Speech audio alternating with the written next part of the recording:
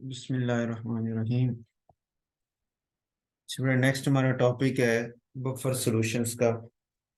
Buffers ये long question के हवाले से भी है क्वेश्चन, और आपका शॉर्ट क्वेश्चन और एमसीक्यूज के हवाले से भी बड़ा अच्छा टॉपिक है। काफ़ी अच्छे इसमें एमसीक्यूज भी बनते हैं, शॉर्ट क्वेश्चन भी हैं, और ओवरऑल ये लॉन्ग क्वेश्चन भी इम्पोर्टेंट लॉन्ग में से एक लॉन्ग है। ये बफर सॉल्यूशंस की डेफिनेशन, इसकी टाइप्स और इसका एक्शन, और एसिड को कैसे कंट्रोल करता है, बेस डालें तो कैसे पीएच को मेंटेन करता है, फिर बफर की कैपेसिटी वो क्या है, बफर की एप्लीकेशंस क्या हैं। तो उस हवाले से ये हमारा टॉपिक बन जाता है। तो पहले हम स्टार्ट करते हैं जिसकी डेफिनेशन से, कि बफर सॉल्यूशन हम उन कंपाउंड्स को, उन सॉल्यूशंस को कहते हैं कि जो पीएच को मेंटेन रखने की कोशिश करते हैं। यानी किसी से बफर जब मौजूद हो किसी सोल्यूशन में किसी जगह पे, तो वहाँ जब एसिड ऐड करें या बेस ऐड करें, तो वो एसिड और बेस ने तो पीएच को आके चेंज करने की कोशिश करनी है, लेकिन जो बफर वहाँ मौजूद है वो इस तरह उनका एक्शन होता है कि वो उस आने वाले एसिड या बेस को, पीएच को चेंज करने से रोकते हैं। तो ये भी है कि वो बिल्कुल जीरो कांस्टेंट तो नहीं रख पाते, लेकिन ये है कि भी काफी हद तक उसको रोक लेते हैं। पीएच थोड़ी सी बहुत चेंज होती है, वेरी वेरी स्मॉल अमाउंट में ना वो चेंज हो जाती है, लेकिन वो ना होने के बराबर है कि अगर बफर ना होते तो फिर जो उसने पीएच को चेंज करना था वो बहुत ज्यादा है, और इसके होने की वजह से जो चेंज आ रही है, वेरी वेरी स्मॉल जो चेंज आ रही है, वो ना होने के बराबर होती। तो पहली डेफिनेशन हम ये करते हैं कि बफर सॉल्यूशंस वो सॉल्यूशंस हैं कि which resist the change in pH when a small amount of acid or base is added। ठीक हो गई। उसके बाद है इसकी टाइप्स। दो टाइप्स इसकी हम गिनते हैं जी, एक एसिडिक बफर नाम दिया जाता है, एक बेसिक बफर नाम दिया जाता है। एसिडिक बफर मतलब आपने किसी सोल्यूशन की पीएच 7 से कम रखनी है, इस एसिड वाला एरिया जो है वो रखनी है, एसिडिक पीएच रखनी है, तो फिर एसिड बफर यूज करते हैं। और बेसिक बफर से मुराद है कि आपने पीएच को जो है वो 7 से ग्रेटर एडजस्ट करना है, यानी 7 से लेके 14 तक जो है कोई वैल्यू आपने पीएच की एडजस्ट करनी है। तो फिर वो बेसिक बेस का एरिया है, तो इस वजह से वहां फिर हम बेसिक बफर जो है उसको यूज करते हैं। अच्छा, दूसरे नंबर पे एसिड बफर होता क्या है कि एक वीक एसिड होता है and it start with a strong base. एक वीक एसिड है और उसका साट लिया हुआ है किसी स्ट्रॉन्ग बेस के साथ। ठीक हो गया। इसी तरह जो बेसिक बफर है वो एक वीक बेस है और उसका साल्ट होता है विद अ स्ट्रॉन्ग एसिड, किसी स्ट्रॉन्ग एसिड के साथ उसका साल्ट बनाते हैं, इसको हम बेसिक बफर का नाम देते हैं। ठीक हो गई। अब यहाँ पे एक सवाल है कि वीक एसिड ही क्यों लेते हैं, फिर उसका साठ ले रहे हैं तो स्ट्रॉन्ग बेस के साथ ही क्यों साठ ले रहे हैं, वीक बेस के साथ साठ क्यों नहीं ले लेते। ठीक हो गए। या शुरू में आपने वीक एसिड लिया है तो स्ट्रॉन्ग एसिड क्यों नहीं ले लेते। ठीक हो गए। तो इसका आंसर, ये भी क्वेश्चन रहा, अभी हम इसको आगे जब इसका एक्शन देखते हैं तो वहां फिर ये मैं एक्सप्लेन करूंगा कि अगर यहाँ पे वीक एसिड के बजाय स्ट्रॉन्ग एसिड होता तो क्या होता, और उसका सार जो आपने स्ट्रॉन्ग बेस से लिया अगर वीक बेस से लिया होता तो क्या होता। ठीक हो। तो वो इसके एक्शन पे हम ये बात करेंगे सवाल के जवाब में। अच्छा, उसके बाद है why do we need buffer, जरूरत क्यों पड़ती है, कि काफी सारे रिएक्शंस हैं जब आप करते हैं तो उसमें हमें पीएच को मेंटेन रखना पड़ता है।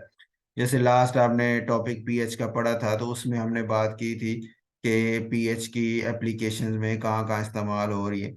तो वहाँ पे हमने देखा था कि कई रिएक्शंस ऐसे हैं जहाँ जो पीएच सेंसिटिव हैं, पीएच के एक वो खास उनको चाहिए, अगर उससे आगे पीछे होती है तो फिर उनके लिए नुकसानदा हो सकती है बात। तो वो रिएक्शन रुक जाएगा, ये यील्ड बहुत कम देगा, वगैरह वगैरह। तो उसके लिए फिर हमें पीएच को एक खास लेवल पे मेंटेन करना पड़ता है। ठीक हो गया। तो इसमें हम लिखते हैं कि क्यों जरूरत है, तो उसमें हम कहते हैं कि कोई रिएक्शन है, वहाँ हम स्टडी कर रहे हैं, तो उनके लिए हमें फिर जो है वो खास पीएच पे मेंटेन रखना पड़ता है। ये इसी तरह ब्लड की एग्जांपल आपने पढ़ी थी, 7.35 से कम ज्यादा नहीं होनी चाहिए वरना डेथ हो सकती है। तो वहां पे उसको मेंटेन रखा हुआ है अल्लाह ताला ने कुदरती बफर सिस्टम के साथ। इसी तरह और बाकी कई जो है वो फील्ड्स हैं जिसमें ये बफर्स जो है वो मुख्तलिफ जगहों पे इस्तेमाल होते हैं। नेक्स्ट हम हेडिंग बनाते हैं जी, effect of concentration of salt on pH of acidic buffer. अच्छा, एसिडिक बफर की यहाँ हमने एग्जांपल लिया है जी कि एक एसिटिक एसिड है, वीक एसिड है, और सोडियम एसीटेट उसका साल्ट है सोडियम हाइड्रोक्साइड के साथ, यानी एसिटिक एसिड को सोडियम हाइड्रोक्साइड के साथ रिएक्शन करवाएं तो सोडियम एसीटेट बन जाएगा। तो ये वीक एसिड है और ये उसका साल्ट है एक स्ट्रॉन्ग बेस के साथ। तो ये एक एग्जांपल है एसिडिक बफर की। ये पीछे भी यहाँ पे ना एसिडिक बफर के अंदर भी acetic acid and sodium acetate ये मेंशन था। इसी तरह बेसिक बफर में ammonium hydroxide and ammonium chloride, ये बेसिक बफर की एग्जांपल दी हुई है। इसके अलावा और भी हो सकते हैं, यहाँ सिर्फ एक एग्जांपल अभी काउंट किया।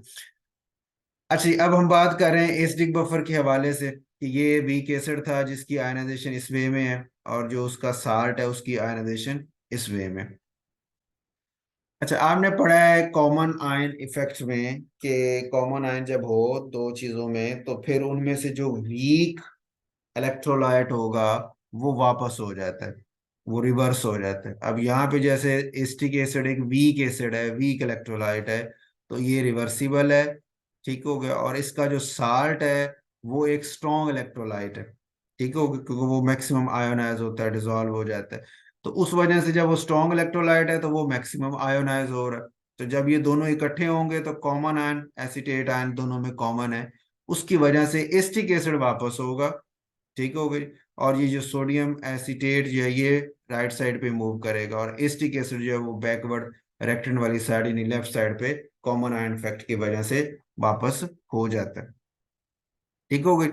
अच्छा, अब आपका ये, अब वो जो मैंने सवाल छोड़ा था कि हमने वीक एसिड ही क्यों लिया, क्योंकि अगर स्ट्रॉन्ग एसिड लिया होता तो वो तो वापस ना होता, वो तो एक स्ट्रॉन्ग इलेक्ट्रोलाइट होता, और साल्ट भी एक स्ट्रॉन्ग इलेक्ट्रोलाइट होता। तो वो जो हम चाह रहे हैं कि भाई कॉमन आयन की वजह से एक को वापस होना चाहिए, तो वो वापस वाले काम ना हो सकता अगर एसिड भी आपका स्ट्रॉन्ग है और उसका साल्ट भी आपने साथ, साल्ट तो उसका जाहिर बात है वो मुकम्मल आयोनाइज होना ही होना है, साल्ट स्ट्रॉन्ग इलेक्ट्रोलाइट कैटेगरी का ही होगा। तो फिर अगर एसिड भी स्ट्रॉन्ग कैटेगरी का है तो फिर ये वापसी वाला काम हमारा नहीं होगा। ये वापसी वाला काम ही मेन एक ऐसी मसल कह ले कि इस बफर की खासियत है जो पीएच को मेंटेन करने का काम करती है, ठीक हो, कि वो अभी डिस्कशन में हमारे पास ये बात भी क्लियर हो जाती।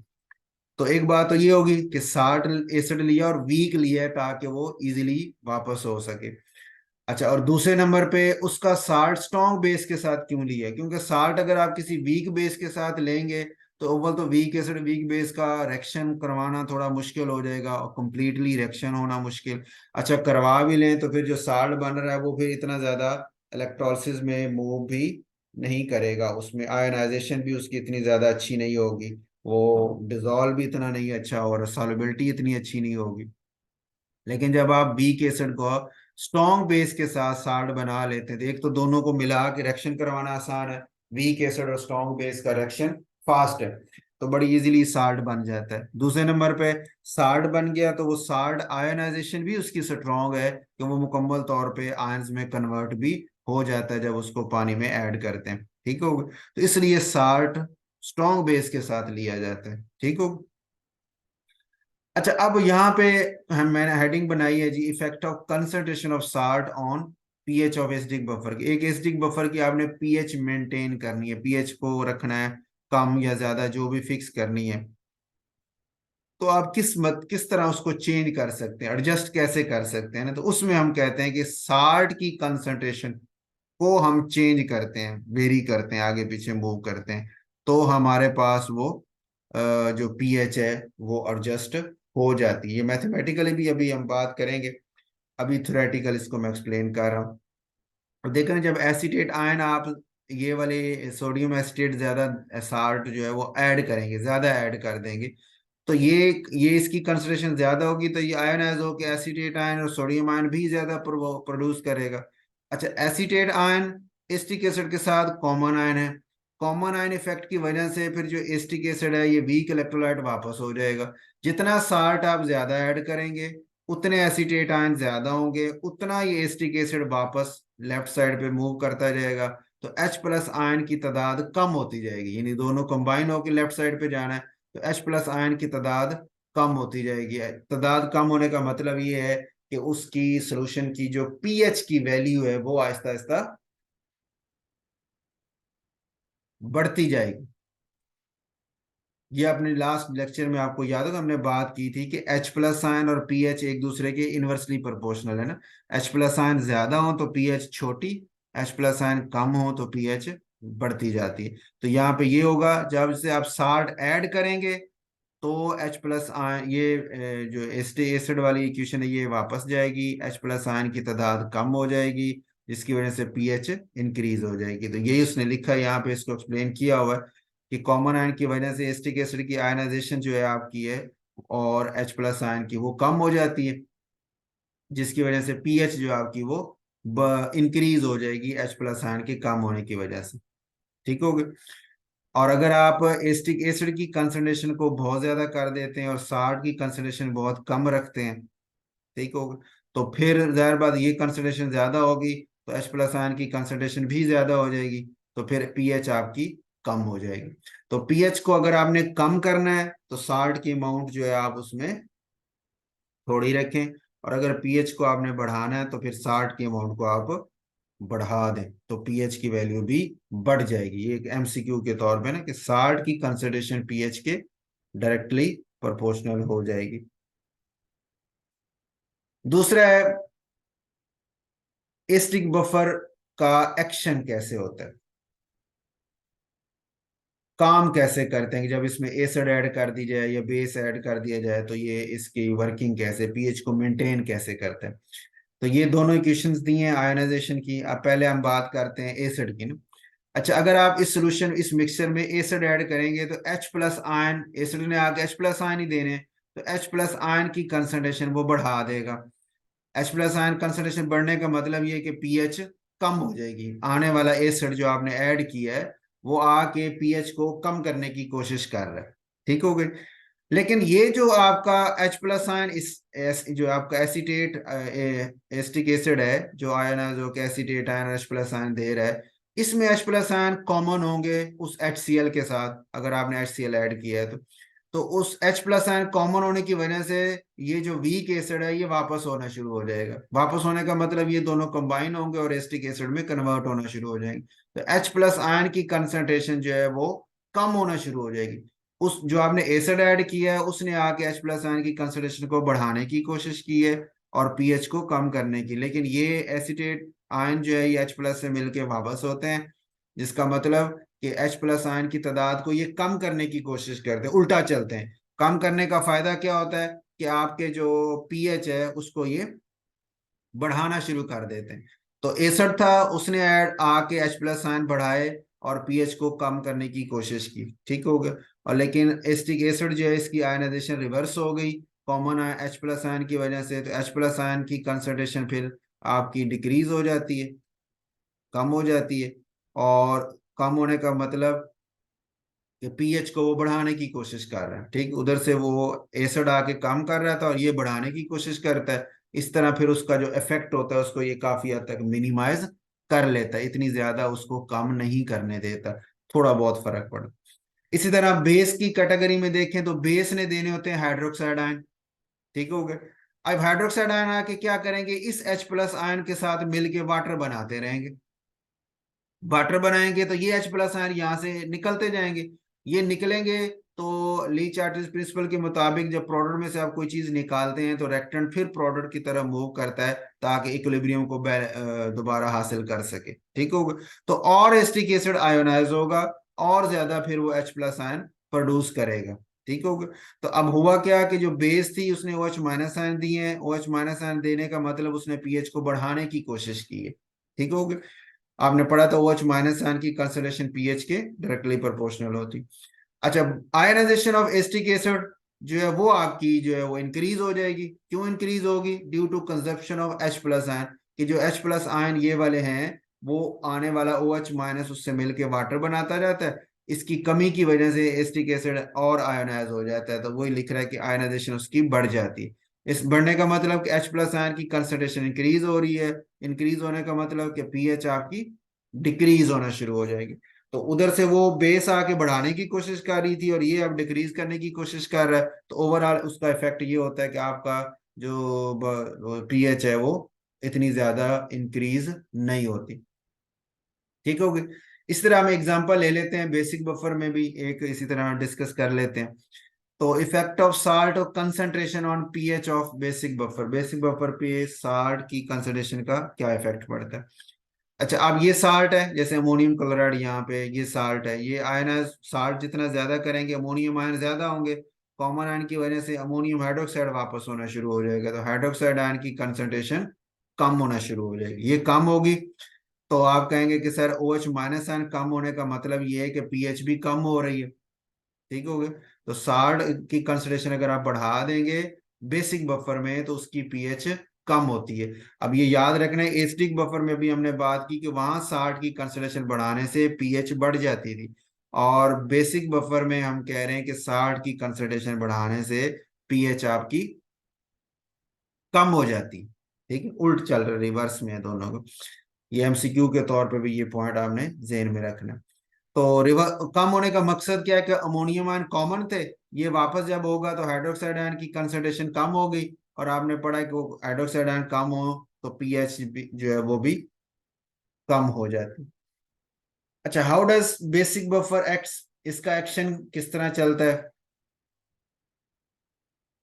अच्छा, इसमें अब ये आपके पास एक बेसिक बफर की एग्जांपल है, अगर आप इसमें एसिड ऐड करते हैं तो एसिड आके OH माइनस आयन को यहाँ से कंज्यूम करेगा, यानी मिल के तो वाटर बनाता रहेगा, H प्लस आयन एसिड के और OH माइनस इसके मिल के वाटर बनाएंगे। ये जब यहाँ से खत्म होगा तो और अमोनियम हाइड्रोक्साइड आयोनाइज होगा और आयोनाइजेशन उसकी बढ़ जाएगी, वो हाइड्रोक्साइड आयन और ज्यादा प्रोड्यूस करेगा। तो H प्लस आयन आके क्या कर रहे हैं, पीएच को कम करने की कोशिश कर रहे हैं। ठीक हो गया। और ये अमोनियम हाइड्रोक्साइड और ज्यादा आयोनाइज हो के हाइड्रोक्साइड आयन की कंसंट्रेशन को बढ़ा के वो दोबारा पीएच को बढ़ाने की कोशिश कर रहा है, तो उसके इफेक्ट को ये कैंसिल करने की कोशिश कर रहा होता है। अच्छा, अगर बेस ऐड कर दें तो बेस ने आके देना ही हाइड्रोक्साइड आयन है, और हाइड्रोक्साइड यहाँ पहले भी मौजूद है, तो कॉमन आयन की वजह से ये फिर वापस होना शुरू हो जाएगी। ठीक है। तो बेस ने आके हाइड्रोक्साइड आयन की कंसंट्रेशन बढ़ा के पीएच को बढ़ाने की कोशिश की है, और अमोनियम हाइड्रोक्साइड वापस होके हाइड्रोक्साइड आयन की कंसंट्रेशन को कम करने की कोशिश कर कम करने की कोशिश करता है, जिसकी वजह से वो फिर पीएच आपकी कम होना शुरू हो जाती। तो बेस ने आके बढ़ाने की कोशिश की है और इसने वापस होके उसको कम करने की कोशिश की है, तो उसके इफेक्ट को इसने मिनिमाइज करने की कोशिश की है ओवरऑल। ठीक हो गई। तो ये बात होगी हमारी एसिडिक बफर और बेसिक बफर के उनके एक्शन पे। उनकी पीएच को मेंटेन कम ज्यादा करना हो तो कैसे करते हैं, यानी साल्ट की कंसंट्रेशन का क्या असर है, और जब उसमें एसिड ऐड करते हैं तो उसका एक्शन क्या है, बेस ऐड करते हैं तो उसका एक्शन क्या है। ठीक है, ये बात हमारी होगी। उसके बाद है Henderson equation for calculation of pH of a buffer solution. तो ये अमूमन वैसे सेपरेटली क्वेश्चन भी बना लेते हैं, सिर्फ इसका ना हेडरसन हेसलबैक इक्वेशन पूरा नाम इसका बनता है। तो हेडरसन इक्वेशन जो है ना एसिड और बेस की, वो कहते हैं ड्राइव कर दें। तो अब पहले इसकी मैं डेरिवेशन डिस्कस कर लें, फिर इसकी मैथमेटिकल जो फॉर्म आएगी उसकी क्या अहमियत है उस पर भी हम बात करते हैं।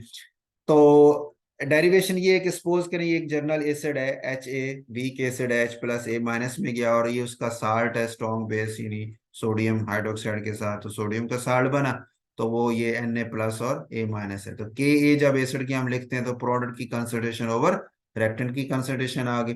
यहाँ से आप H+ आयन लें, ये वाले इसी इक्वेशन में H+ आयन को इधर ही रहने दें, तो Ha भी इधर आके मल्टीप्लाई हो जाएगा और A- इधर आके डिवाइड हो जाएगा, तो ये वाली फॉर्म बन जाएगी। ठीक होगा। दोनों हमने चूंकि पीएच निकालनी ना, तो वो होती negative log of H+ ion, तो H+ आयन तो आ गए। अब पहले लॉग ले लें, फिर इसको माइनस से मल्टीप्लाई कर दें, तो ये negative log of H+ ion जब बन जाएगा तो वो पीएच आपके पास आ जाएगी लेफ्ट साइड पे, और राइट साइड पे जैसे उसकी शक्ल चेंज होगी वो फाइनल आ जाएगा। ठीक होगा। तो पहले हमने लॉग लिया दोनों तरफ, तो राइट, अच्छा राइट साइड पे लॉग में आपको पता है जब दो तीन टर्म्स इकट्ठी हो और उनको अलग किया जाए तो वो प्लस या माइनस होते हैं। जो मल्टीप्लाई हो रही है उनके दरमियान प्लस आता है, और जो डिवाइड हो रही है उसके दरमियान माइनस आता है। यहाँ हमने क्या किया है, के ए को अलग कर लिया है और एच ए और ए माइनस पूरे को पूरे को हमने इकट्ठा ही रखा है, इनको सेपरेट नहीं किया, वो अलग कर लिया। तो दोनों के दरमियान के ए तो इनके साथ मल्टीप्लाई हो रहा है ना, इसलिए ये प्लस आ गया। माइनस से मल्टीप्लाई करेंगे तो ये minus log H plus ion minus log के minus log H A over A minus आ जाएगा। अच्छा, P minus log H plus ion तो पी एच के बराबर हो गया, माइनस लॉग ऑफ के वो पी के के बराबर हो गया, और negative log of H plus A minus आपका साथ वैसे ही आ गया। अच्छा, इसको भी हम बदल लेते हैं कि जनाब एच ए की जगह हम एसिड लिख देते हैं और ए माइनस की जगह हम साल्ट लिख देते हैं। A minus is mainly due to salt, तो इस वजह से हमने साल्ट। इसका क्या मतलब है कि वैसे तो ए माइनस एसिड की तरफ से भी था और ए माइनस साल्ट की तरफ से भी था, लेकिन हमने पढ़ा अभी बात की कि एसिड है वीक एसिड, उसकी वजह से वो कम आयोनाइज हुआ है, थोड़ा आयोनाइज हुआ है, तो उसकी वजह से ए माइनस जो है वो बहुत कम है, ना होने के बराबर। और साल्ट चूंकि सारे का सारा आयोनाइज हुआ है, तो सारी की सारी कंसंट्रेशन जितनी भी वहां मौजूद है वो मेनली किस वजह से है, साल्ट की वजह से। तो इसलिए हम ए माइनस को साल्ट से रिप्लेस कर देते, तो जहाँ ए माइनस था उसकी जगह साल्ट लिख दिया और एच ए की जगह एसिड लिख दिया, तो एसिड ओवर साल्ट हो गया। अच्छा, अब ये माइनस है, अगर इस माइनस को आप अंदर मल्टीप्लाई कर दें तो ये अंडर आर्डर जो आपका वो चेंज हो जाएगा, नीचे वाला ऊपर, ऊपर वाला नीचे। तो इस माइनस को मैंने बदल दिया है प्लस के साथ, तो प्लस लॉग साल्ट की कंसंट्रेशन ओवर एसिड की कंसंट्रेशन आ जाएगी। ये बिल्कुल ऐसे ही है, अगर आप इसको चीज को समझना चाहें कि माइनस लॉग है, अगर आप ओपन करें ना इसको, तो log acid minus log salt आएगा ना। अगर आप इस लॉग में दोनों को सेपरेट करते हैं तो लॉग एसिड और माइनस लॉग साल्ट आएगा। तो जब इस माइनस को आप अंदर मल्टीप्लाई करेंगे तो लॉग एसिड तो माइनस बन जाएगा, और वो जो माइनस लॉग साल्ट था वो अब प्लस बन जाएगा। तो फिर जब दोनों को इकट्ठा करेंगे तो प्लस वाला ऊपर आता है और माइनस वाला जो है वो नीचे आता है। तो इस तरह, यानी ये माइनस को प्लस में बदला तो इसका ऑर्डर जो है वो भी चेंज हो जाता है।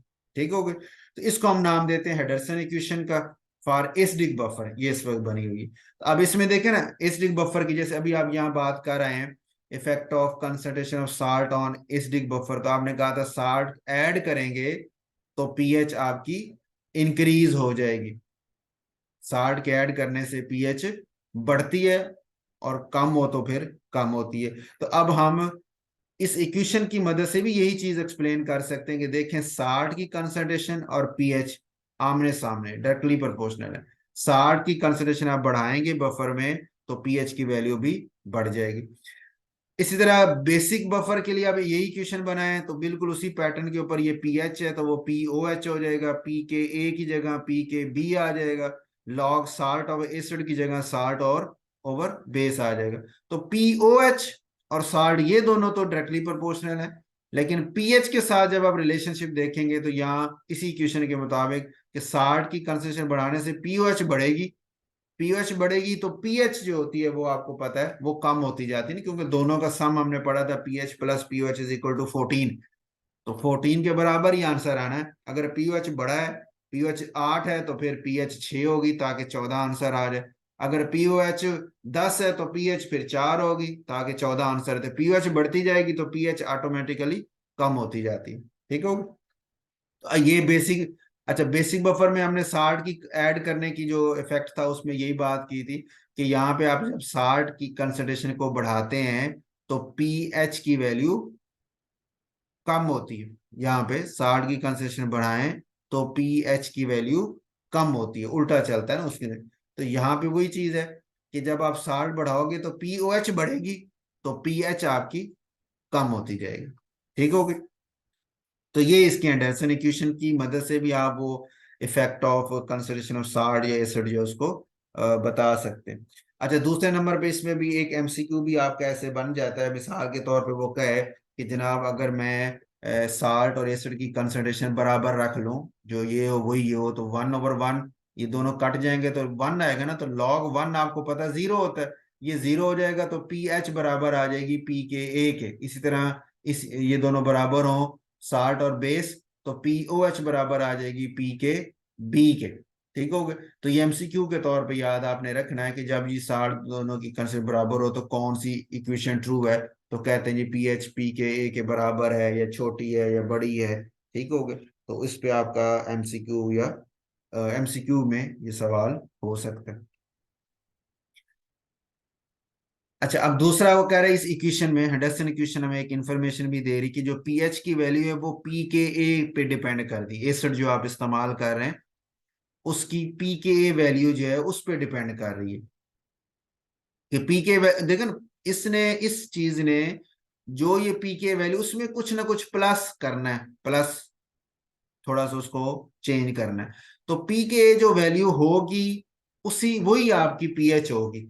अब इसका मतलब ये है कि अगर मिसाल के तौर पर आप इस बुक में देखें ना, तो यहाँ पे हमारे पास इसने एग्जांपल दी हैं कुछ पी के वैल्यूज वगैरह। ये देखें ना, के वैल्यू दी है।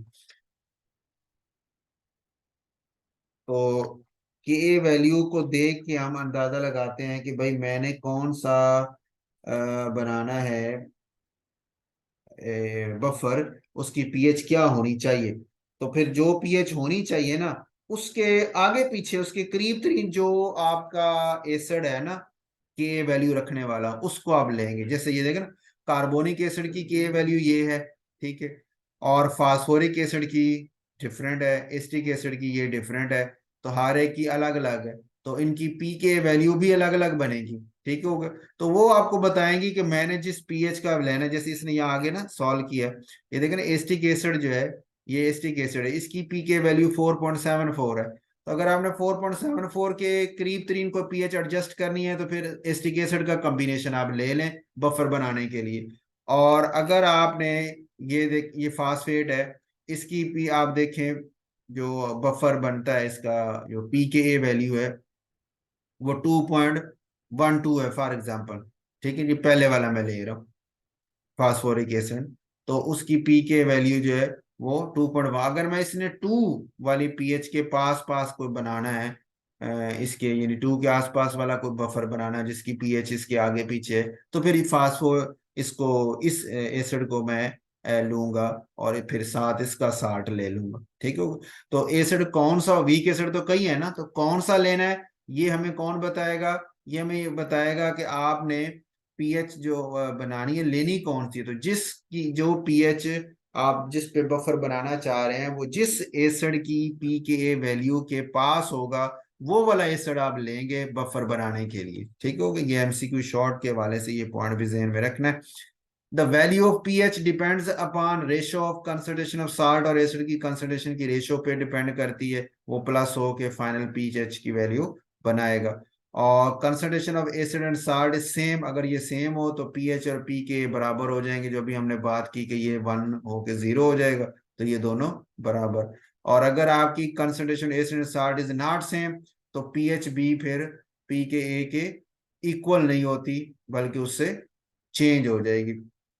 और चेंज अमूमन ग्रेटर ही होती है, ठीक है, उससे बड़ी वैल्यू हो रही होती है क्योंकि साल्ट की कंसंट्रेशन ज्यादा होती है अमूमन और एसिड की कंसंट्रेशन की वैल्यू कम होती है, तो ये फैक्टर 1 से ग्रेटर ही निकलता है। तो आपका आंसर भी 1 से ग्रेटर ही आता है। तो फिर वो डिवाइड होके प्लस होके तो पीएच की वैल्यू जो है वो पी के ए से थोड़ी ग्रेटर ही आती है। ठीक हो गई। उसके बाद हमारे पास है बफर के यूजेस जो है ना, उस पे बात कर लेते हैं।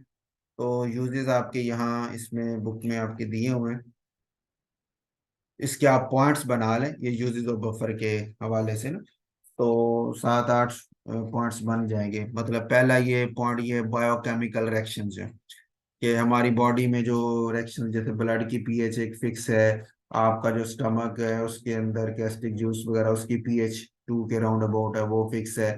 तो ये बायोकेमिकल जो रिएक्शंस हैं वो भी फिक्स पीएच पे काम कर रहे होते हैं, क्योंकि उनमें एंजाइम्स वगैरह इन्वॉल्व हैं। और एंजाइम्स आपको पता है वो पीएच सेंसिटिव होते हैं, उनकी वर्किंग पीएच के चेंज होने से वो डीनेचर हो जाते हैं, काम करना बंद कर देते हैं। तो इसलिए वो पीएच को मेंटेन करना बॉडी के अंदर ये जरूरी है। दूसरा पॉइंट हम लिखते हैं catalytic activity of an enzyme, कि एंजाइम की जो कैटालाइटिक एक्टिविटी है वो एक पार्टिकुलर पीएच के ऊपर ही मैक्सिमम होती है, उसके बदलने से वो उसका एक्शन जो है वो डिस्टर्ब हो जाता है। तीसरा है in the industrial field buffer are use in the fermentation of alcohol. ये अल्कोहल की फर्मेंटेशन का प्रोसेस जो है, अच्छा ये आपने पढ़ा हुआ है इंटर में भी, अल्कोहल की ना फर्मेंटेशन वगैरह, और उसमें भी आपको याद होगा यीस्ट इस्तेमाल होती है, और यीस्ट के अंदर भी एंजाइम्स ही हैं जो काम कर रहे होते हैं, वर्किंग अपनी कर रहे होते हैं, तो उसमें भी हमें फिर पीएच को मेंटेन रखना पड़ता है। अगर वो काफी ज्यादा चेंज हो जाए तो फिर वो उन एंजाइम्स की वर्किंग डिस्टर्ब हो सकती है। ठीक हो गई। उसके बाद है, चौथा पॉइंट है कि they similarly they are used in electroplating. Electroplating का फिनोमेना आपको पता होगा कि एक चीज के ऊपर हमने किसी दूसरी मेटल की तय चढ़ानी हो तो इलेक्ट्रोलिसिस का प्रोसेस करवाते हैं, कि एक एनोड होता है एक कैथोड होता है। तो जो एनोड होता है वो हम लेते हैं उस मेटल का जिसकी तय चढ़ानी है, और कैथोड हम उसे बनाते हैं जिसके ऊपर तय चढ़ानी है। ठीक हो गया। और नीचे इलेक्ट्रोलाइट जो है अब उसी मेटल का ही लेते हैं जिस जो एनोड पे आपने लगाई हुई है ना, जिसकी तय चढ़ानी है उसी का ही नीचे इलेक्ट्रोलाइट होता है। तो अब होता क्या है कि जो एनोड है वो आयनाइज होकर नीचे सोल्यूशन में आना शुरू, यानी वो डिजोल्व होना शुरू हो जाता है, और ये आयन जो है वो जाके दूसरी वो जो कैथोड पे जो भी चीज आपने रखी हुई है उसके ऊपर डिपॉजिट होना शुरू हो जाता है। तो ये प्रोसेस इलेक्ट्रोप्लेटिंग कहलाता है। तो इलेक्ट्रोप्लेटिंग के अंदर भी हमें पीएच जो है वो खास रखनी पड़ सकती है कंपाउंड को सॉल्युबल रखने के लिए ना, कि वो डिजोल्व होंगे तो फिर आगे ये प्रोसेस सारा इलेक्ट्रोलिसिस वाला चलेगा। पांचवा नंबर है टैनिंग ऑफ लेदर। लेदर की टैनिंग से मुराद आपने सुना हुआ है कि ये जो आपका जानवरों की खाल होती है, तो इसी से लेदर बनता है ना। तो इसके ऊपर लेयर्स होती हैं, बाल की लेयर होगी, बालों वाली, हेयर हेयर जिसमें लगे हुए हैं वो लेयर है पहले, उसके नीचे फिर दूसरी फैट वगैरह की। तो वो क्या करते हैं कि वो इन लेयर्स को उतारते हैं। ठीक हो गया। इन लेयर्स को उतार के फिर अंदर से वो मेन जो लेयर है वो निकलती है, उसको वो ड्राई करते हैं, सुखाते हैं, और उसको फिर वो लेदर के तौर पे इस्तेमाल करते हैं। तो ये इस वो अंदर से वो लेयर हासिल करने का जो प्रोसेस है ना, उसे हम टैनिंग ऑफ लेदर का नाम देते हैं। ठीक हो गया। तो टैनिंग ऑफ लेदर का जो प्रोसेस है उसके अंदर क्रोमियम के साल्ट्स वगैरह इस्तेमाल होते हैं इस प्रोसेस के लिए, ये टैनिंग का प्रोसेस करने के लिए। तो उसके लिए भी पीएच को मेंटेन रखना, उसकी सॉल्युबिलिटी के हवाले से, क्रोमियम साल्ट की सॉल्युबिलिटी के हवाले से पीएच को हमें एक खास लेवल पे मेंटेन रखना पड़ता है। उसके बाद है जी, छठा है मैन्युफैक्चरिंग ऑफ शुगर। शुगर की मैन्युफैक्चरिंग जो करते हैं हम, शुगर इंडस्ट्री जो यूज होते हैं ना, और ये मुख्तलिफ जो नेचुरल कंपाउंड्स हैं वहां से हम शुगर के कंपाउंड्स को एक्सट्रैक्शन करते हैं, एक्सट्रैक्ट कर लेते हैं, हासिल कर लेते हैं। ठीक हो गया। तो उस मैन्युफैक्चरिंग के दौरान भी, या ये जैसे गन्ना है होता है, उसमें से हम उसका पहले रस निकाल के फिर उसमें से हम शुगर के मालिक्यूल्स रिफाइन करके अलग कर लेते हैं। तो वो ये सारा प्रोसेस जो है ये भी पीएच सेंसिटिव होता है, पीएच इसमें भी हमें एक खास लेवल पे मेंटेन करनी पड़ती है। और लास्ट में सातवां है जी, for proper productivity of crops pH control of soil is essential. आपने सुना है कई प्लांट्स ऐसे हैं जो एसिडिक सॉइल में अच्छे, कुछ बेसिक में, और कुछ न्यूट्रल सॉइल किसको रिक्वायर होती है। तो अगर हमने फिर सॉइल की पीएच को कंट्रोल करना हो, उसको एडजस्ट करना हो, तो उसके लिए फिर हम मुख्तलिफ कंपाउंड जो जैसे एसिडिक सॉइल, नीचे उसने एग्जांपल दी है, एसिडिक सॉइल के लिए हम लाइमस्टोन कैल्शियम कार्बोनेट ऐड करते हैं, या लाइम कैल्शियम ऑक्साइड भी ऐड किया जाता है ना, वो भी मेटल का ऑक्साइड है, तो बेसिक इन नेचर है। तो वो बेसिक नेचर जाके एसिडिक सॉइल के जो एसिडिक कंपोनेंट्स हैं उनके साथ रिएक्शन करके उनको न्यूट्रलाइज कर देता है। और इसी तरह अगर कोई सॉइल अल्कलाइन है, ठीक होगा, तो फिर उसमें हम नॉन मेटल के जैसे सल्फर ऐड करते हैं, तो ये वहां जाके एसिडिक मीडिया प्रोड्यूस करती है, और वो फिर उस अल्कलाइन सॉइल जो है उसको न्यूट्रलाइज करने में इस्तेमाल हो जाते हैं। ठीक हो गई। तो ये यूजेस ऑफ बफर का अलग से शॉर्ट क्वेश्चन भी हो सकता है। और लास्ट में रह गया जी, बफर कैपेसिटी क्या है। अच्छा, इसकी डेफिनेशन यहाँ पे बड़ी अच्छी दी हुई है आपकी इस बुक में। तो पहले मैं डेफिनेशन आपको पढ़ दूं, फिर इसकी एग्जांपल हम कर लेते हैं। ये इसने लिखा है कि buffer capacity is defined as the number of moles of an acid और a base added to 1 liter of the solution to change the pH by unity। कि हम उसकी पीएच फॉर एग्जांपल 6 थी तो 6 से 7 करना चाह रहे हैं, या 5 थी तो 5 से 6 करना चाह रहे हैं। तो अब उसकी एक एक यानी पीएच की एक नंबर आपने बढ़ाना है, चेंज करना है। उस चेंज करने के लिए जितना ज्यादा आपको वहां पे एसिड ऐड करना पड़ेगा या बेस ऐड करने, क्योंकि बफर ने तो बफर ये नीचे सोल्यूशन बफर का पड़ा हुआ है, तो बफर ने तो रेजिस्ट करनी करनी है ना। ठीक हो गया। तो जितनी वो वैल्यू ज्यादा होगी, यानी एसिड जितना ज्यादा ऐड करना पड़ेगा, फिर जाके वो पीएच की वैल्यू एक के हिसाब से बदलती है।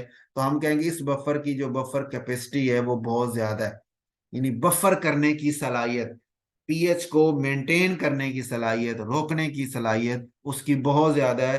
कि एक एसिड, ये फलां एसिड है जिसके हमने सिर्फ 10 ml एसिड डाला है, ठीक हो गया जी, और वो, या नंबर ऑफ मोल्स की बात कर रहे हैं तो आप कह रहे हैं कि हमने इसमें जी 1 मोल एसिड डाला है, तो अब जाके इसकी इसकी पीएच जो है ना वो 5 से 6 हो गई है। और ये दूसरा बफर है, इसमें हमने 4 मोल एसिड डाला है, तो फिर जाके इसकी पीएच जो है वो 4 से 5 हुई है। ठीक हो गया। तो इसका मतलब ये है कि ये जो जिसने 4 मोल एसिड लेके फिर पीएच को एक नंबर जिसका इंक्रीज हुआ, तो इसका मतलब उसने ज्यादा रेजिस्टेंस शो की है अपनी पीएच को बदलने से रोकने में। तो उसका हम कहेंगे कि इसकी बफर कैपेसिटी हाई है, ये बफर करने की सलाहियत, पीएच को मेंटेन करने की सलाहियत जो है वो काफी ज्यादा रखता है। ठीक हो गया। तो ये उसको मैथमेटिकली भी हम ऐसे लिख सकते हैं, D B over D P H. D से मुराद चेंज होता है ना, कि चेंज इन बी, यानी बी से मुराद ये number of mole of acid या बेस है। तो change in number of mole of acid divided by change in pH. अगर पीएच की वैल्यू 1 रख दूं तो फिर बी जो भी होगा वो बफर कैपेसिटी के बराबर होगा ना। नीचे वाले जैसे आप मैं फिजिक्स में पढ़ते हैं ना डेफिनेशन, हम फार्मूलों की अक्सर इसी तरह करते हैं कि बाकी सारी क्वांटिटीज की जगह 1 1 रख देते हैं, तो कोई एक क्वांटिटी को बचा लेते हैं और उसको कहते हैं कि ये जो लेफ्ट साइड पे जो भी क्वांटिटी है वो उसके बराबर होगी अगर बाकी जो चीजें हैं वो 1 1 1 हो तो। ठीक हो गया। तो उसी तरह यहाँ इसने बताया कि अगर पीएच की चेंज को हम 1 लेते हैं, कि 1 तक चेंज करने में जितना बी होगा वो उसकी बफर कैपेसिटी कहलाएगी। ठीक हो गई जी। तो ये इसकी डेफिनेशन होगी। अब इसकी हम जो है ना एग्जाम्पल के तौर पे, यहाँ पे एक एग्जाम्पल मैं इसको सॉल्व कर की है, तो ये आप एग्जाम्पल के तौर पे इसको साथ रख सकते हैं। एग्जाम्पल क्या है जी, कि ये एक सोडियम एसिटेट का बफर है, एक बफर है जिसमें 0.11 मोलर सोडियम एसिटेट और 0.09 मोलर एसिटिक एसिड मौजूद है, और इसकी पीएच जो है वो 4.83 इस वक्त है। ठीक है। अब हम क्या करते हैं कि इसमें 0.01 mole of sodium hydroxide add कर देते हैं। ठीक है। अब ये 0.01 मोल इतनी है, इतनी ये स्ट्रॉन्ग बेस है कि ये पीएच अगर न्यूट्रल वाटर में आप ये ऐड करेंगे ना, तो न्यूट्रल वाटर की पीएच 7 होती है, तो 7 से वो 12 तक उसकी पीएच को पहुंचा देते, यानी 5 जो है ना वो का डिफरेंस वो पीएच में डाल सकता है। ये इतनी स्ट्रॉन्ग बेस है 0.01 मोल सोडियम हाइड्रोक्साइड। अब इसे हम ऐड करें इस जो आपका बफर है उसके अंदर। ठीक हो गया। अब बफर में आप जब ऐड करते हैं तो होता क्या है कि जो सोडियम हाइड्रोक्साइड के 0.01 मोल हैं वो आके इस एसिड के साथ रिएक्शन शो करेंगे, एसिड और बेस का रिएक्शन हो जाएगा ना। तो एसिड के और बेस के रिएक्शन की वजह से 0.01 मोल इस 0.0 इसके 0.01 मोल से ही रिएक्शन करेंगे, तो क्योंकि दोनों की जो बैलेंस इक्वेशन है उसमें 1 1 आता है ना, 1 मोल इसका, 1 मोल ही सोडियम हाइड्रोक्साइड से रिएक्शन करके सोडियम एसिटेट और वाटर बनाता है। तो 0.01 इसके 0.01 से रिएक्शन करेंगे तो पीछे 0.08 इसके बच जाएंगे। ठीक हो गए। इसके 0.08 बच जाएंगे। अच्छा, इसके रिएक्शन करने के बाद वो सोडियम एसिटेट चूंकि 0.01 मोल ही सोडियम एसिटेट बना देंगे, इसके 0.01 मोल इसके 0.01 मोल से रिएक्शन करके इसका 0.01 मोल बना देंगे, तो जिसकी वजह से इसकी कंसंट्रेशन 0.11 से 0.12 हो जाएगी, इसकी बढ़ जाएगी, इस यानी इसकी 0.01 बढ़ जाएगी, इसकी 0.01 कम हो जाएगी। तो नई जो कंसंट्रेशन आपके पास आएगी उसमें जो एसिड होगा वो 0.08 हो चुका होगा और साल्ट जो होगा वो 0.12 हो चुका होगा। तो अब आप इसकी पीएच को अगर आप देखें कि साल्ट की कंसंट्रेशन और एसिड की कंसंट्रेशन रखें, ये नई वाली वैल्यूज, पुरानी वैल्यू तो ये है ना, 60 की जगह 0.11 और 61 की जगह 0.09 रखें तो पीएच 4.83 आया था। ठीक हो गया इसी क्वेश्चन में। अब उसी क्वेश्चन में हम 60 की नई वैल्यू 0.12 रखते हैं और 61 की नई वैल्यू 0.08 रखते हैं, तो डिवाइड करके आंसर आता है 4.92। ठीक हो गया। और 4.92 में से 4.83 को माइनस करें तो फर्क जो है वो तकरीबन 0.09 का आया हुआ डिफरेंस। ठीक हो गया। इसका मतलब ये कि इस बफर ने वो उस पी जो 7 से 12 तक ले जा सकता था, यानी 5 का फर्क डाल सकता था, उसे उसने इस बफर ने 1 का फर्क भी नहीं डालने दिया, बल्कि 0.1 भी नहीं है, 0.09 डिफरेंस उसको सिर्फ ऐड कर सका है पीएच के अंदर। ठीक हो गया।